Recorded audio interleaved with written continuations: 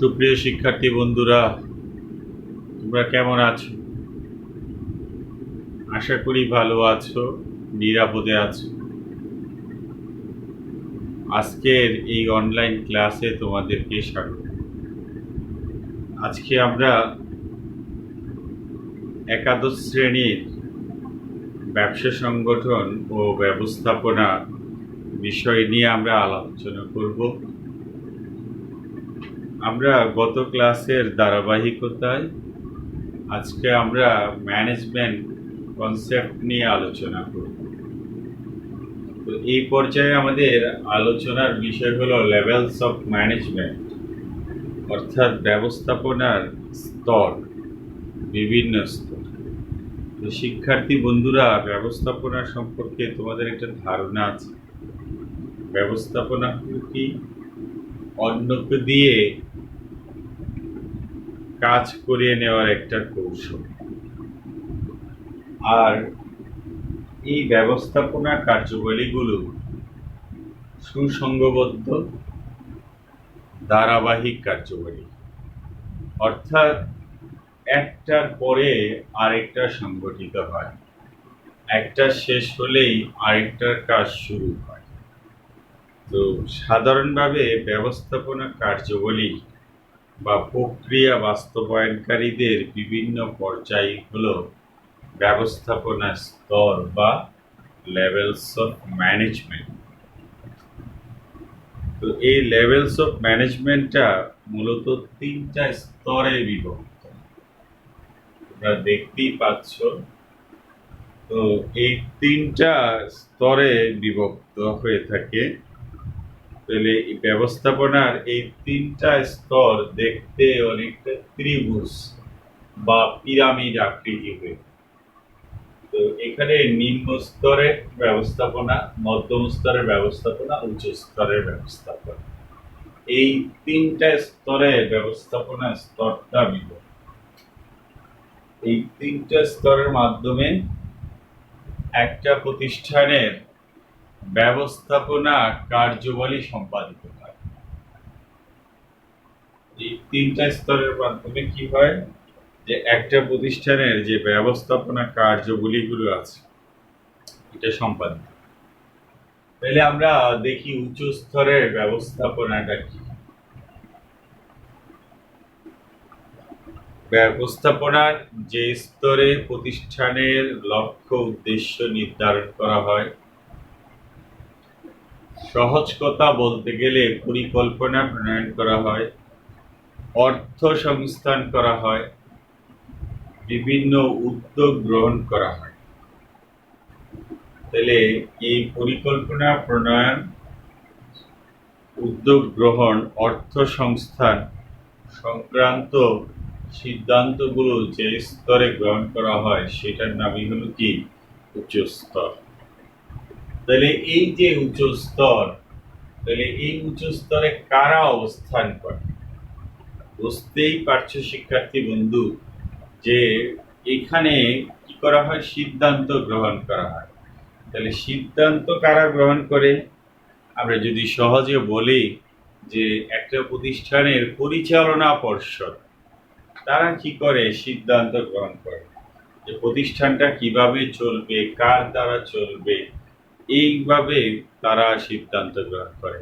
এই পরিচালনা পর্ষদ তারা কি করে, প্রতিষ্ঠানের উদ্যোগ গ্রহণ করে, অর্থ সংস্থান করে, পরিকল্পনা গ্রহণ করে।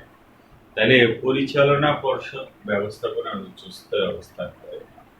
এছাড়াও আছে কি চেয়ারম্যান বা প্রতিষ্ঠানের সভাপতি, ব্যবস্থাপনা পরিচালক, ম্যানেজিং ডিরেক্টর, সংক্ষেপে আমরা বলি এমডি, কখনো কখনো বলি CEO, chief executive officer, secretary বা সচিব, মহা ব্যবস্থাপক।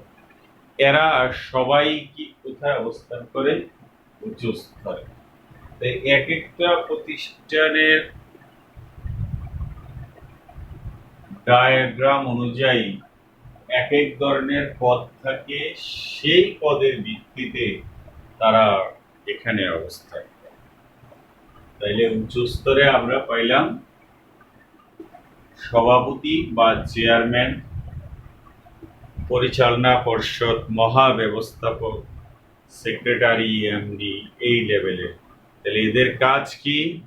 এদের কাজ হলো পরিকল্পনা প্রণয়ন করা, সহজে বললে উদ্যোগ গ্রহণ করা, পরিকল্পনা প্রণয়ন করা, অর্থ সংস্থান করা। এদের কাজ হলো এইগুলো।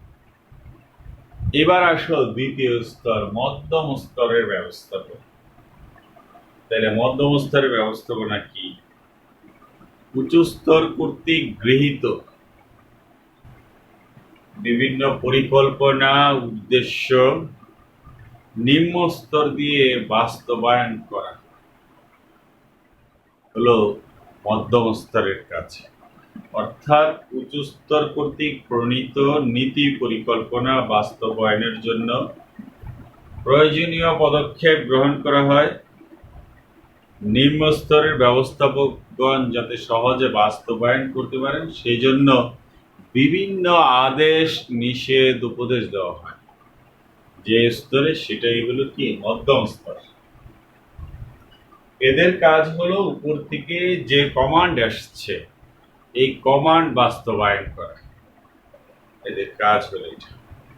তাহলে এইখানে কারা অবস্থান করেন? উচ্চ স্তরে যদি ব্যবস্থাপক, মহাব্যবস্থাপক অবস্থান করেন, এখানে অবস্থাপন করেন কে? উপমহাব্যবস্থাপক। তারপরে সহকারী মহাব্যবস্থাপক, আঞ্চলিক ব্যবস্থাপক, কারখানা ব্যবস্থাপক বা বিভিন্ন বিভাগীয় ব্যবস্থাপক, যেমন উৎপাদন বিভাগ, ক্রয় বিভাগ, বিক্রয় বিভাগ, মানব সম্পদ বিভাগ। অর্থাৎ বিভিন্ন যে বিভাগ আছে একটা প্রতিষ্ঠানে, বিভিন্ন বিভাগ আছে।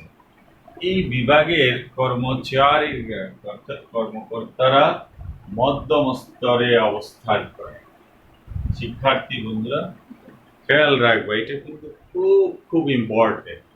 এখান থেকে সৃজনশীল কোশ্চেন হয়, এইটার থেকে আবার হলো তোমার এমসিকিউ কোশ্চেনও হয়। তো সুতরাং এটা খেয়াল করতে হবে। এবার আসো নিম্ন স্তরের ব্যবস্থাপনা।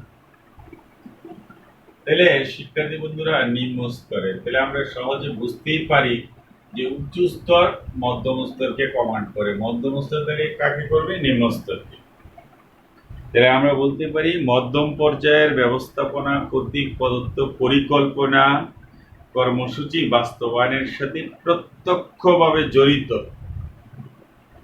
শ্রমিক কর্মীদের তদারকির দায়িত্বে নিয়োজিত স্তরকেই কি বলা হয়? নিম্ন স্তরের ব্যবস্থাপনা। অর্থাৎ মধ্যম স্তর থেকে যে কমান্ড আসে সেই কমান্ডগুলো শ্রমিক কর্মী দ্বারা বাস্তবায়ন করতে যে স্তরটা থাকে সেটা হলো কি নিম্ন স্তর। তো এই স্তরে কে থাকে? শাখা ব্যবস্থাপক থাকে, কারখানা সুপারভাইজার, ফোরম্যান, অফিস সুপার, তারপরে থাকে হলো সহকারী ব্যবস্থাপক, এরা থাকে। তো শিক্ষার্থী বন্ধুরা আমরা ব্যবস্থাপনার যে পিরামিড বা লেভেলস অফ ম্যানেজমেন্টে আমরা জানলাম। লেভেলস অফ ম্যানেজমেন্টে কারা অবস্থান করে, কিভাবে অবস্থান করে শিক্ষার্থী বন্ধুরা এই অংশটা আমরা জানলাম। এটা আমাদের বড়ই কাজে লাগবে, এটা একটু আমাদেরকে ভালো করে আত্মস্থ করতে হবে।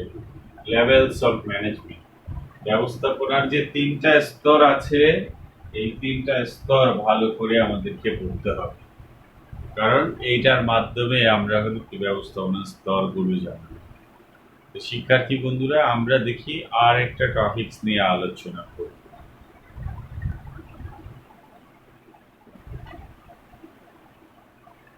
শিক্ষার্থী বন্ধুরা আমরা এই পর্যায়ে আলোচনা করব প্রিন্সিপালস অফ ম্যানেজমেন্ট, অর্থাৎ ব্যবস্থাপনার নীতিগুলো আমরা আলোচনা করব। তাহলে আমরা ব্যবস্থাপনার নীতি আলোচনার পূর্বে আমাদেরকে জানা দরকার নীতিটা কি।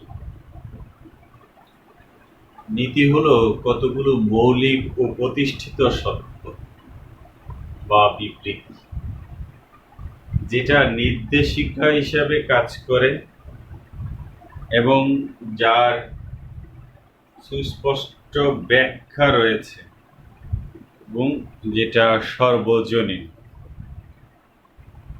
এটাই হলো নীতি।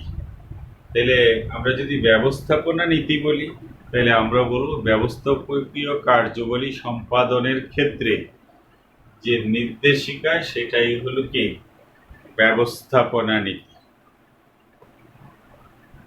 তাহলে এই ব্যবস্থাপনা নীতির কথা বললে আমাদের মনে পড়ে যায় আধুনিক ব্যবস্থাপনার জনক হেনরি ফেওয়েলের কথা। তিনি 1916 সালে তার অ্যাডমিনিস্ট্রেশন ইন্ডাস্ট্রিয়ালে এট জেনারেল নামক গ্রন্থে 14টি নীতির কথা বলেন, যেটা সর্বজনীন এবং সর্বজন গ্রহণযোগ্য। তো আমরা সেই 14টা নীতি এখানে আলোচনা করব। প্রথমে আসো কার্য বিভাজনের নীতি। একটা প্রতিষ্ঠানে অনেক কাজ থাকে, অনেক বিভাগ থাকে, এই বিভাগের অধীনে অনেক বিভাগ থাকে। অর্থাৎ একটা প্রতিষ্ঠানে নানা ধরনের কাজ থাকে, নানা বিভাগ থাকে। তাহলে প্রতিষ্ঠানের কাজগুলো কি, তাদের ধরন ও প্রয়োজন অনুযায়ী বিভিন্ন বিভাগে ভাগ করে বিভাগের দায়িত্বে একজন বিশেষজ্ঞ কর্মীর নিকট অর্পণ করে যার যেই কাজ সেই দায়িত্ব তার উপর অর্পণ করাটাই হলো কার্য বিভাজন। অর্থাৎ কাজকে সুনির্দিষ্টভাবে ভাগ করে যে যেই কাজের জন্য এক্সপার্ট বা বিশেষজ্ঞ তাকে সেই কাজের জন্য নিয়োজিত করাটাই হলো কার্য বিভাজন। তোমরাদেরকে একটা উদাহরণ দিলে তোমরা বুঝবা বিষয়টা। ধরো একটা কলেজে অনেকগুলো বিভাগ থাকে, আবার অনেকগুলো সাবজেক্ট থাকে, কেউ বাংলা পড়ান, কেউ ইংরেজি পড়ান, কেউ আইসিটি পড়ান, বিভিন্নভাবে। অর্থাৎ যে বিষয়ে এক্সপার্ট তাকে সেই বিষয়ে দায়িত্ব দেওয়া হয়। এই দায়িত্বটাই হলো কার্য বিভাজন। এরপরে আমরা দেখি কর্তৃত্ব দায়িত্বের মধ্যে ভারসাম্য। তাহলে কর্তৃত্বটা কি? কর্তৃত্ব হলো আদেশ নির্দেশ দান এবং পুরস্কৃত শাস্তি প্রদানের যে বৈধ ক্ষমতা, এটাকে বলা হয় কর্তৃত্ব। তাহলে দায়িত্ব বলতে বোঝায় সন্তোষজনকভাবে কোনো কার্য সম্পাদন করার বাধ্যবাধকতা বা কর্তব্য। সন্তোষজনকভাবে কোনো কাজ করার বাধ্যবাধকতা বা কর্তব্য। তাইলে দায়িত্ব কর্তব্যের মধ্যে অবশ্যই একটা ভারসাম্য বিরাজ করতে হবে। কারণ কর্তৃত্ব যখন বেশি হয় তখন অপব্যবহারের সম্ভাবনা থাকে। ঠিক একইভাবে দায়িত্ব যখন বেশি দেওয়া হয় তখনও সেই দায়িত্বে অবহেলা বা দায়িত্ব পালন করতে না পারার একটা প্রবণতা থাকে। এই জন্য সবসময় কর্তৃত্ব দায়িত্বের মধ্যে একটা ভারসাম্যপূর্ণ অবস্থা বিরাজ করতে হয়। এরপরেটা আসো নিয়মানুবর্তিতা বা ডিসিপ্লিন। তাহলে নিয়মানুবর্তিতা বা ডিসিপ্লিনটা কি? একটা প্রতিষ্ঠানের নিয়ম নীতির আলোকে অধস্তন কর্তৃক ঊর্ধ্বতনের প্রতি যথাযথ আচরণ, সম্মানবোধ, আনুগত্য প্রদর্শনই হলো নিয়মানুবর্তিতা। প্রতিষ্ঠানে যদি ডিসিপ্লিন বা নিয়মানুবর্তিতা থাকে তাহলে অবশ্যই সেই প্রতিষ্ঠান সফলকাম হবে এবং সেই প্রতিষ্ঠান অবশ্যই তার সাফল্যে পৌঁছতে পারবে। বিশৃঙ্খল প্রতিষ্ঠান কখনোই কোনো কাজ সুষ্ঠুভাবে সম্পাদন করতে পারবে। আদেশের ঐক্য, এই কথাটার অর্থ হলো একজন কর্মী একজন বসেরই বা একজন ঊর্ধ্বতনেরই আদেশ মানবে। একাধিক বসের আদেশ মানতে গেলে সেক্ষেত্রে কর্মী কার আদেশ মানবে এবং কার আদেশ মানবে না এতে বিশৃঙ্খলা দেখা দেয়। এজন্য বলা হয় আদেশের ঐক্য হলো একজন কর্মী একজন বসের অধীনে থাকবে এবং একজন বসের আদেশ সে পালন করবে।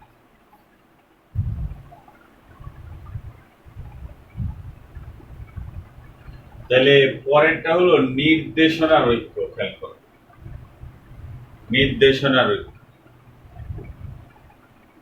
মূল লক্ষ্যের আলোকে প্রতিষ্ঠানের সকল ব্যক্তি প্রচেষ্টা কাজকর্ম সম্পাদন করাই হলো নির্দেশনার ঐক্যের মূল কাজ।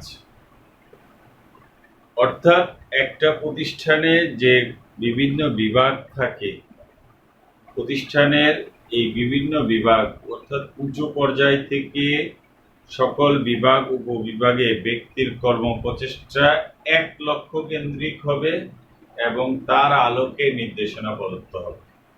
এখানে ভিন্ন ভিন্ন নির্দেশনা প্রদর্শন করা হলে সেই নির্দেশনা সামঞ্জস্যহীন হয়ে যায়, যার কারণে প্রতিষ্ঠান লক্ষ্যে পৌঁছতে পারে না। পরেরটা হলো সাধারণ স্বার্থে ব্যক্তি স্বার্থ বিসর্জন। খুবই একটা ইম্পর্টেন্ট বিষয়, সাধারণ স্বার্থে ব্যক্তি স্বার্থের বিসর্জন। অর্থাৎ সমষ্টিক স্বার্থটাকে এখানে বড় করে দেখতে হবে, ব্যক্তিগত লাভ লোকসান বর্জন করে প্রতিষ্ঠানের স্বার্থের কথা বিবেচনা করাটাই হলো মূল লক্ষ্য। ব্যক্তিগত স্বার্থ কখনোই প্রতিষ্ঠানের সফলতা বয়ে আনতে পারে না, কারণ প্রতিষ্ঠান কখনোই একক ব্যক্তির দ্বারা কখনো সফল হতে পারে না। প্রতিষ্ঠান হলো সকলের কর্মপ্রচেষ্টার ফসল।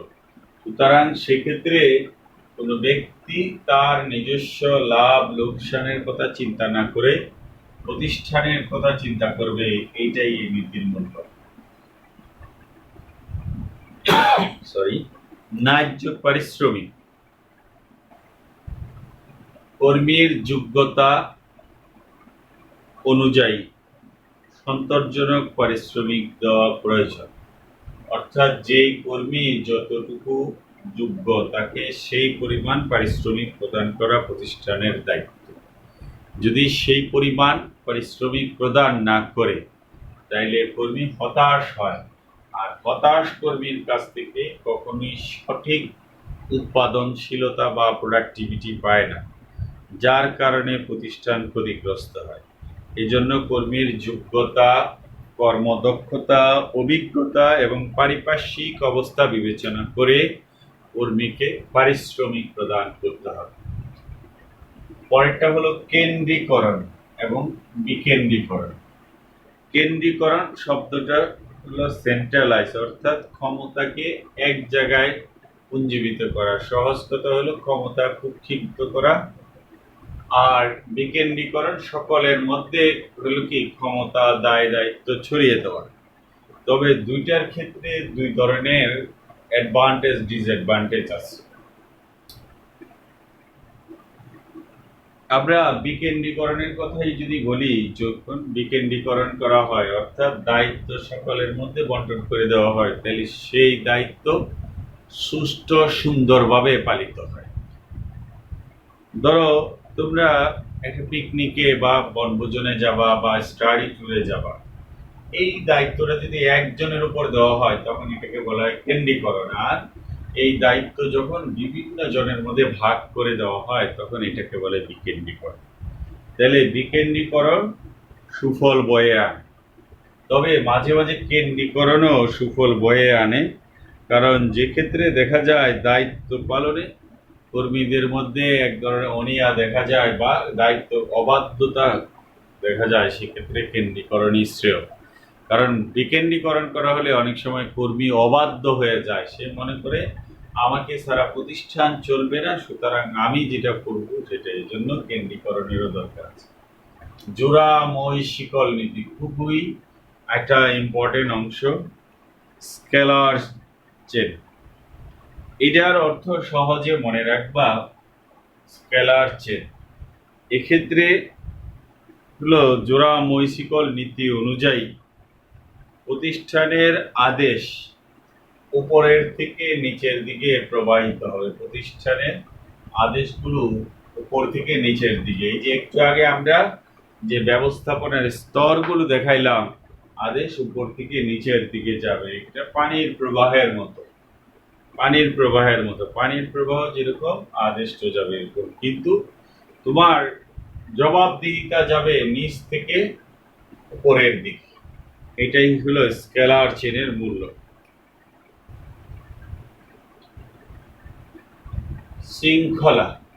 শৃঙ্খলাটা হলো তোমার যোগ্য ব্যক্তিকে যোগ্য কাজে নিয়োগ করা, উপযুক্ত বস্তুকে উপযুক্ত স্থানে স্থান দেওয়া, এটাই হলো শৃঙ্খলা। যে ব্যক্তি যে কাজের জন্য যোগ্য তাকে সে কাজের দায়িত্ব দিতে হবে, তাকে সে কাজ করতে দিতে হবে, তাহলে প্রতিষ্ঠান শৃঙ্খলা বিরাজ করবে এবং প্রতিষ্ঠান সফল হবে। সাম্যতা অর্থাৎ সকল ক্ষেত্রে সমতা। সাম্যতার শব্দটা হলো সকল ক্ষেত্রে সমতা। সকল কর্মীর প্রতি সমান আচরণ করতে হবে। কেউ বিরাগভাজন হবে আর কেউ আবার অনুরাগভাজন হবে, তা হবে না। সকল কর্মীর ক্ষেত্রে সমান আচরণ করতে হবে। কর্মীর যে যোগ্যতা আছে, দক্ষতা আছে, অভিজ্ঞতা আছে, সেটা অনুযায়ী কর্মীর উপর দায়িত্ব কর্তব্য অর্পণ করতে হবে এবং সেই দায়িত্ব কর্তব্য অর্পণ অনুযায়ী তাকে যোগ্য বেতন দিতে হবে। এটাই হলো সাম্যতা। চাকরির স্থায়িত্ব বিধান। চাকরির স্থায়িত্ব বিধান এক ধরনের নিরাপত্তার মধ্যে পড়ে। চাকরির স্থায়িত্ব বিধানের মূলনীতি হলো কর্মীর চাকরি নিশ্চিত করা, কর্মীকে নিরাপদে অবস্থান করা, যে তুমি যাই করো না কেন তোমার চাকরি যাবে না যদি বড় ধরনের অপরাধ না করে। ফলে কর্মীর মধ্যে এক ধরনের আশা উদ্দীপনা দেখা দেয়, কর্মী নিরাশ হয় না, সুন্দরভাবে কাজ করতে পারে। উদ্যোগ গ্রহণ করা, কোনো কিছুর জন্য প্রচেষ্টা নেওয়াটাই হলো উদ্যোগ গ্রহণ করা। যে বা যারা উদ্যোগ গ্রহণ করেন তাদেরকে উদ্যোক্তা বলা হয়। প্রতিষ্ঠানের পরিকল্পনা গ্রহণ, প্রাতিষ্ঠানিক উন্নয়ন পরিকল্পনা বাস্তবায়নের জন্য স্বাধীন চিন্তা চেতনার বিকাশের দায়িত্ব গ্রহণ করা, সেই সাথে সেগুলো বাস্তবায়নে উদ্যোগ গ্রহণ করা একান্ত প্রয়োজনীয়। লাস্ট হলো একতায় বলো, দশে মিলি করি কাজ, হারি জিতি নাই লাস, সকলের তরে সকলে, প্রত্যেকে আমরা পরের তরে। তাহলে এই যে অংশটাই হলো অর্থাৎ একসাথে কাজ করলে যে কোনো কঠিন কাজকে সহজে বাস্তবায়ন করা সম্ভব। এর ফলে প্রতিষ্ঠান একসাথেই কাজ করার ফলে প্রতিষ্ঠান তার প্রাতিষ্ঠানিক উদ্দেশ্য বাস্তবায়ন করতে পারে। তো শিক্ষার্থী বন্ধুরা, এইখানে আমরা আলোচনা করলাম প্রিন্সিপাল অফ ম্যানেজমেন্ট বা ব্যবস্থাপনার নীতিগুলো। শিক্ষার্থী বন্ধুরা, তোমরা এগুলো একটু ভালো করে বাসায় পড়বা, নিজেরা ভালো করে পড়বা। যেহেতু নতুন ক্লাসে উঠছো, নতুন উদ্দীপনা, নতুন আবেগ নিয়ে কাজ করবা, এটাই আমরা প্রত্যাশা করি। বাসায় পড়াশোনা করো। যদি কোনো কিছু বুঝতে অসুবিধা হয় কমেন্টসের মাধ্যমে জানাবো। ভালো থাকবে, সুন্দর থাকবে, নিরাপদে থাকবে, পাশের জনকে নিরাপদে রাখবে। এই প্রত্যাশায় আজকের মতো ক্লাস শেষ করলাম। আল্লাহ হাফিজ।